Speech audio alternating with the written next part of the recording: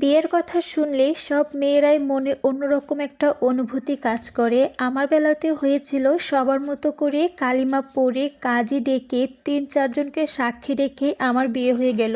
কিন্তু বিয়েতে আমি কেন যেন খুশি হতে পারলাম না, ভাবতে পারছিলাম না।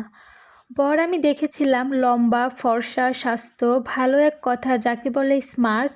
তবু কেন জানি না বিয়েতে মত ছিল না। তবু কেন যে বিয়েতে মত ছিল না বলতে পারবো না। কেউ আমারে এ ব্যাপারে জিজ্ঞেসও করেনি। কেন করেনি জানি না।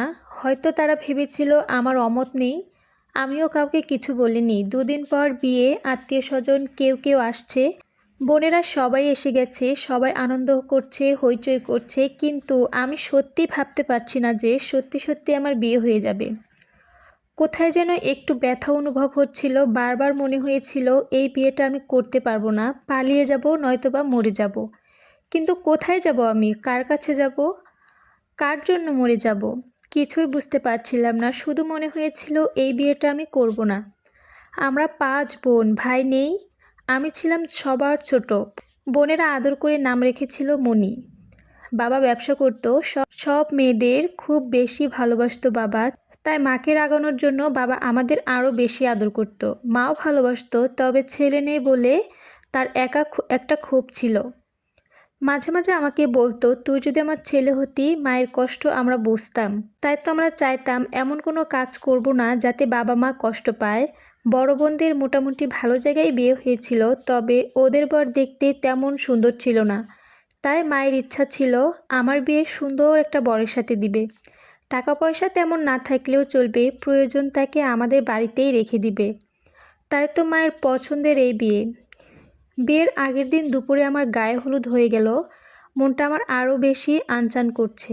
হলুদের কাপড় পরে রাস্তায় হাঁটছিলাম, হঠাৎ দেখি মঈন আসছে। ওকে দেখে মনটা খুশিতে ভরে গেল। বিয়ে না করার একটা উপায় যেন পেয়ে গেলাম। দ্রুত করে ডাকতে লাগলাম ওকে। কি ব্যাপার, বিয়ে করছো শুনলাম? হ্যাঁ মঈন, তবে আমার বিয়ে করতে ইচ্ছে করছে না। কেন ইচ্ছা করছে না? শুনলাম বর দেখতে খুবই সুন্দর, তাহলে অমত কেন? জানি না, তবে সত্যি বলছি, ওই ছেলেকে আমার বিয়ে করতে মন চাইছে না। এখন অমত করে লাভ নেই, কাল বিয়েটা করে ফেল, দেখবি সব ঠিক হয়ে গেছে। তুমি সত্যি আমাকে বিয়ে করতে বলছো মঈন?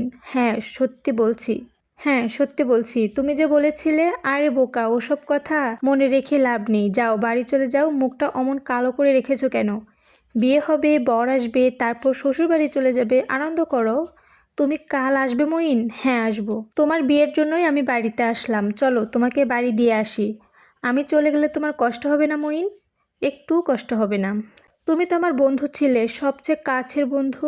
তাহলে আমি চলে গেলে তুমি কষ্ট পাবে না কেন? তোমার বিয়ে বলে আনন্দ পাবো তাই। শুধু ভালো বন্ধু ভাবছিলাম, আর কিছু নয়। মনি আর কথা বলো না, সন্ধ্যা হয়ে গেছে, বাড়ি চলো। মইনের কথা শুনে রাগ আরও বেড়ে গেল। অভিমানের আরও একটা কথা সেদিন বলিনি। রাত ৮টা নাগাদ শ্বশুরবাড়ি চলে গিয়েছিলাম। সব আনুষ্ঠানিকতা শেষ হয়ে আমাকে ঘরে নিয়ে গেল। একটা চৌকিতে বসানো হয় আমাকে। চৌকিতে একটা উঁচু নিচু ছিল যে ঠিক করে বসতে পারছিলাম না। খুব কষ্ট হয়েছিল আমার। চৌকিতে বিছানো ছিল আর্ধ ছেঁড়া হোগলা, চারদিকে তাকিয়ে খুব খারাপ লাগছিল। কিছুক্ষণ পর আমাকে ভাত দেওয়া হলো।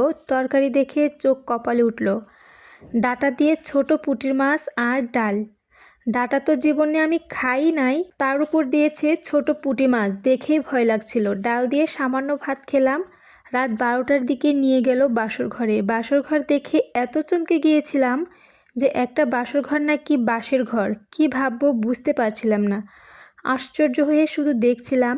আমার বড় যা আমাকে নিয়ে গিয়েছিল, সে বলল, এখানে শুয়ে পড়ো।